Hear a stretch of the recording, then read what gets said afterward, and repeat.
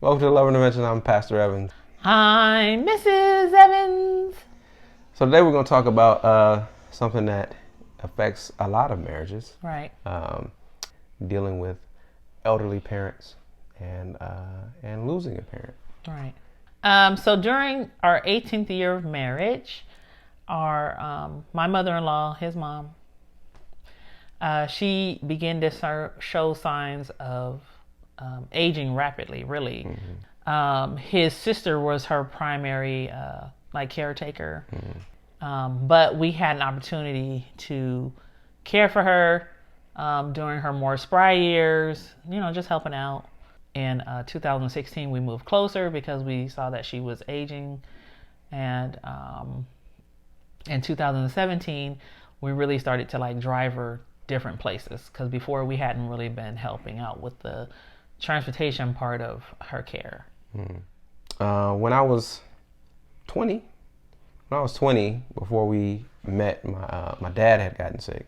So if we're talking about caring for an elderly parent, it was different watching my dad kind of not be well. Mm-hmm. He hadn't been well for a while, but he was still spry doing things around the house. But so he started having issues with his heart, and he was supposed to have surgery.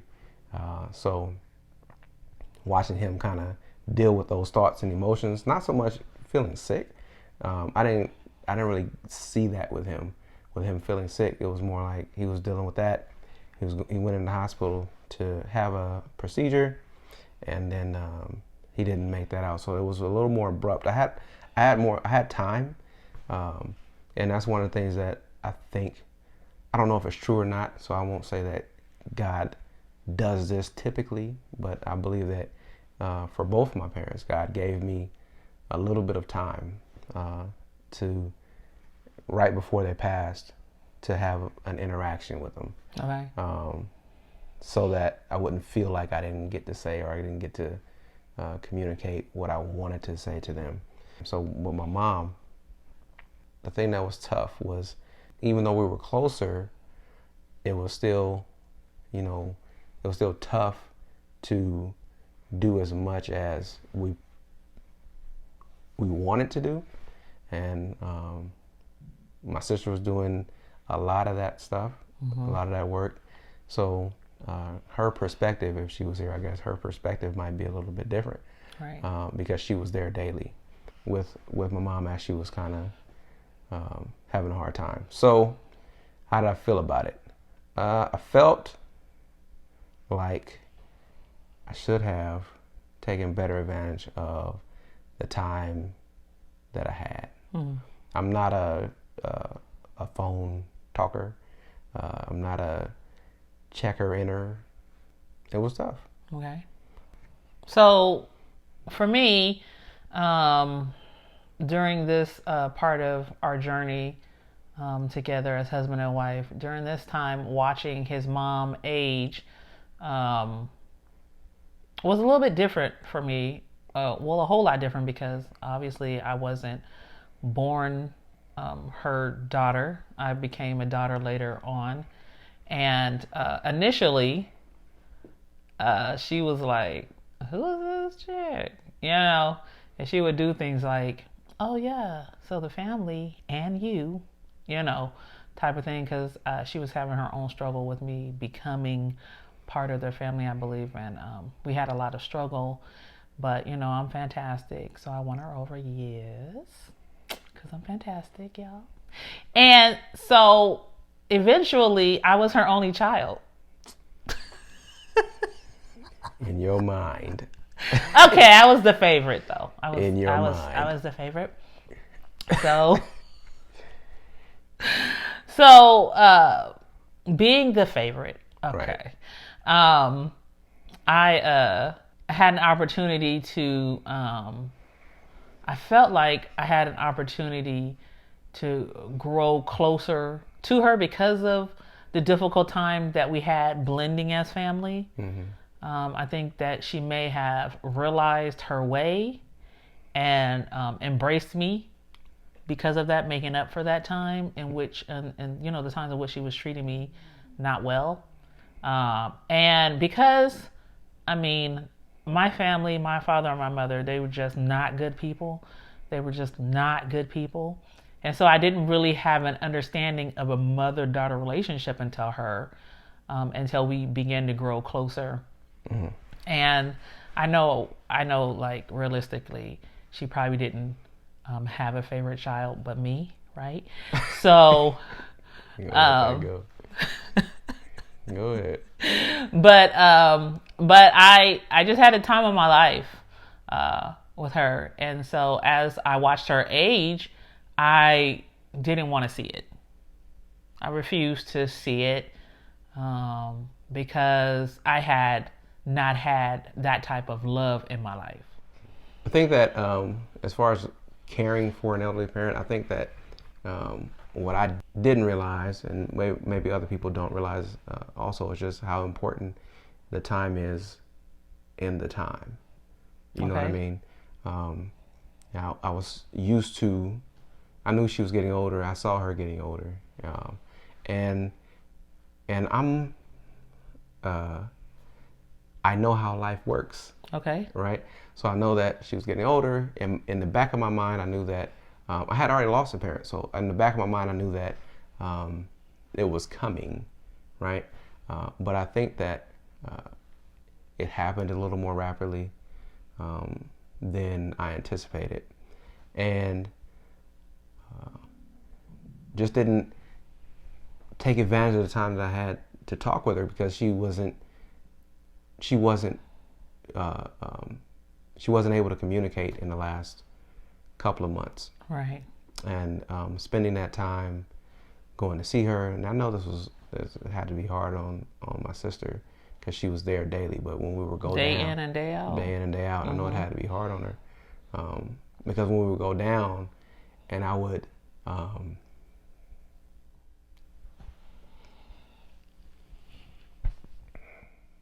find myself just talking to her, uh, like she was gonna speak back, Right. and in the moment, it didn't feel tough.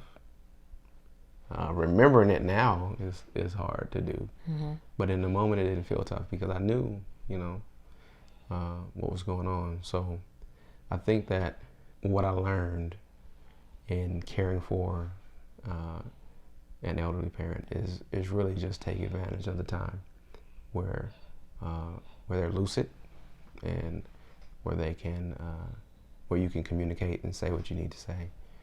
Um, Obviously, our relationships with your mom were different, but I'm definitely the take pictures and video all the time person. I'm definitely the call you 2 or 3 times um, a week.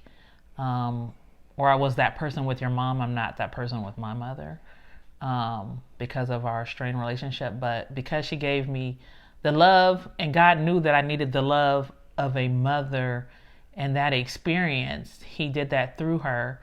And so, because of that, I was able to be so much of myself. And like, I was talking to her all the time, and I was, and we would have our own personal conversations and times of preparation. And what I didn't know was um, maybe a year and a half prior to her actual passing, she was telling me things like, don't forget, in this cabinet, this is where my will is, and this is where the paperwork is. And I would be like, I'm not doing this. I'm not doing this. Like, okay, thanks. And she was like, uh, homeboy and homegirl, they're going to be, having a hard time. So I need you to be strong for me. And, and take care of things. And back then, I was just like, oh, okay, thanks for the information, not really thinking much of it or thinking that we had plenty of time. And so, in that respect, like the whole, like, well, we have plenty of time, I guess I didn't think about. But as far as like spending time with her, I definitely feel like I took every moment that I had. But that was because she was filling a need that I had my whole life, which you had her as a fantastic mom your whole life. And I had only had her for 18 years. And so reflecting back on that time of actually taking care of her when she was showing the most significant signs of aging, I wish I would have had, or I wish I would have taken more of an opportunity to do those things and not been more like, I don't want to drive, or, I gotta, whatever with the kids. Right. But 2017, that Christmas, was our last Christmas with Miss Evans when she was spry and excited. We took pictures, because again, I'm that girl. Mm-hmm. And we had just a really great time. And as January of 2018 approached, we realized and saw that she was getting much more ill, and your sister spent a lot of time like not at work, trying to care for her, because she would have spells, right. Where she would fall and couldn't get up. Mm-hmm. And I'm sure that there were other things that we didn't know about that your sister probably didn't tell us about. But those are the things that we knew of or knew about. And then time just kept going, and she went into the hospital, or she was in the ER, and that is when it hit me, is what I'm saying. It hit me that all of these things weren't just her getting older, mm-hmm. but could possibly be her beginning of her transition. Right. Because she wasn't lucid. Mm-hmm. She was in and out and rambling and saying that she was scared, and it was strange to experience. Mm-hmm. And then she would come back to herself and then talk as normal. And I don't think it was dementia. Right. Reflecting back, I think now I can say I think it was her starting her transition. But then I just was like, what's going on? Like, what are they not telling us? Yeah. So the last time she was in the hospital, and my husband can fill in the pieces for me, we were in the waiting room, and then we eventually got to go up, and we went up together, and she was kind of like, she was like awake, but kind of like not awake, and she was just like, oh, hi guys, and just really like, I'm not sure where she was, and she was just like, I love you guys. And at a point, she got very clear, and she spoke to my husband and was telling him things that she wanted him to do very clearly. And I'm not sure if he wants to share that, because that's really the last time that she spoke to you that clearly, in that way, about what she wanted him to do, as if she was saying goodbye. And that was a really tough visitation for me, because I felt like she was saying goodbye, and I didn't know that if we left, she was going to still be on this earth when we came back. Right. And then after that, she went home, and just things weren't getting better. And what they told us was that they needed for her to go to the convalescent home so that they could work on her getting stronger, so that she could like walk without her walker and things like that. And so I felt encouraged, like, oh, okay, whatever was happening for the last few months must be resolving, and so they're going to put her in this convalescent home where she can get I guess occupational therapy, or rehabilitation therapy, so that she is strong enough to get around the house, because her house wasn't big, but it things were kind of far apart. And so I was encouraged by that, and so she went into convalescent home, and what we didn't know was that would be the last time that we would see her as herself. Through this whole process, though, I was just like, oh, she's getting better. And so Even when they told us like we're gonna place her on hospice, I was like, I don't. I thought she was getting better. Like she's getting better, and then the lady was trying to hand us a pamphlet, and I'm like, I don't want to read that pamphlet. Like I had no need to read the pamphlet. How are you feeling up until that point? When we were in the hospital, the last clear thing that I remember her saying to me was, "Be a good preacher." And that was when she was in the hospital. And I did feel like that was kind of like a goodbye. And I think that my head and my heart started preparing at that point. I don't know that it was conscious, but I mean, at the time we were still going to the church. I was still pastoring. I was still preaching. I was still felt like I had an obligation, a job that God had given me. So I think at that point I had started preparing myself. I was praying. I was hopeful that things would turn around. But I believe that my heart knew that it wasn't going to be very much longer, which is why when I was going to see her and I was talking to her, I think that was that time that God gave me for me and for us, but for me to settle it in my mind and in my heart that, you know what, I'm not going to have my mom much longer. Right. We went there one Sunday, and the last word she said to me, she smiled. She said, "Hey, baby," right, when I walked in the room. And that was the last time I heard her voice out of her mouth. We have recordings and stuff, and it catches me off guard now when I hear it sometimes. But that was the last time I heard her voice out of her mouth. So I think when my dad passed, the way that I deal with death changed. How was that? Because I had known people who had died before. My grandparents died, but I wasn't directly responsible for anybody after that. You know, so when my dad passed, I felt God speak to me pretty clearly, like I need to take care of my mom and my sister. Mm-hmm. So with his passing came a responsibility, or the responsibility was there. Mm-hmm.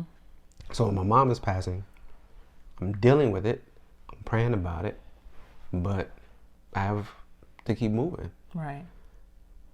I have to keep moving. I have to keep doing whatever the things that I have responsibilities for. I have to keep moving. I have to keep making sure that my kids are okay. I have to keep checking with you as much as I can. I'm not great at it, but I have to keep moving.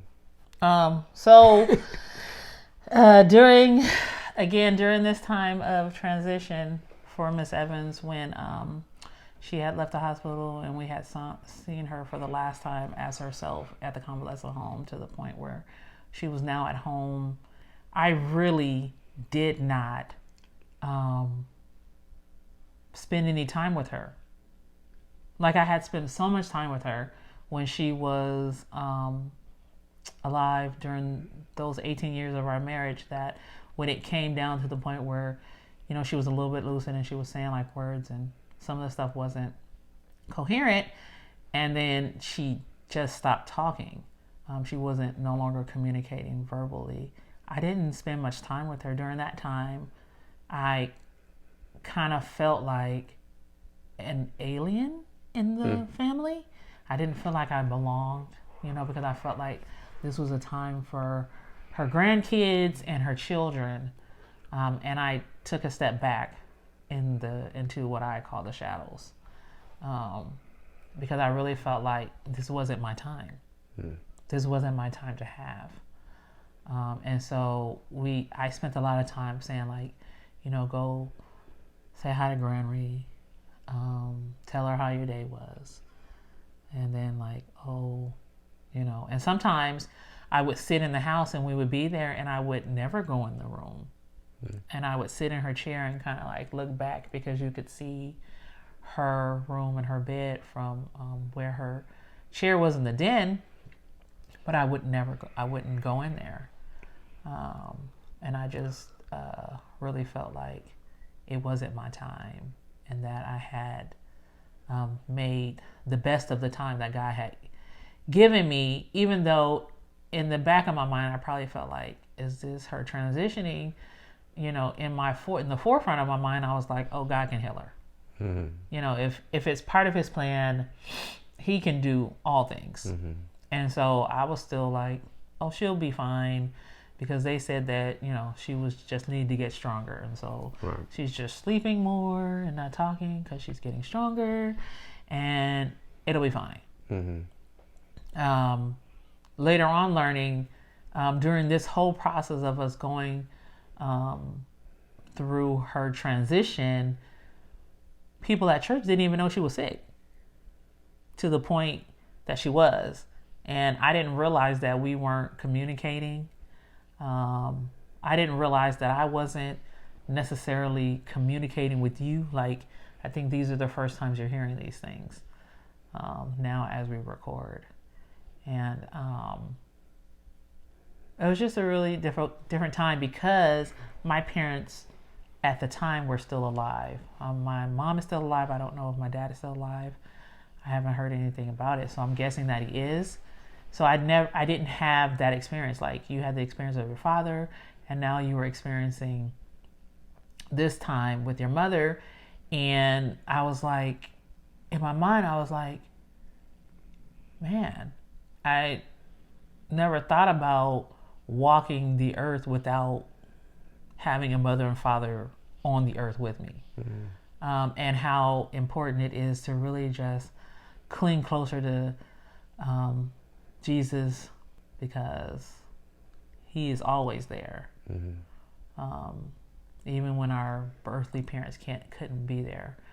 And a little bit, I felt like a little bit I was losing the only mother that I had. But knowing that I had a mother still walking the earth, I just was like, I can't do this. Like, I can't be a part of this, because she's not my mom. Like, she was the bonus mom that I was blessed with, but she's not my mom, and I don't want to, like, maybe overreact or be dramatic or whatever, when I know that you guys are experiencing this time differently from me. Yeah. All right. I remember you mentioned that a little while ago, maybe 2 years ago. You said that, and then, and I think I told you, like, you should feel how you feel. Right. You know what I mean? And I understand, like, not wanting to overstep or whatever, but you communicated with her more than I did, and your relationship was different, unique, and she was your mom. And I think it's a blessing that God allowed your relationship to grow that way. Right. And I'm grateful. I'm grateful for it.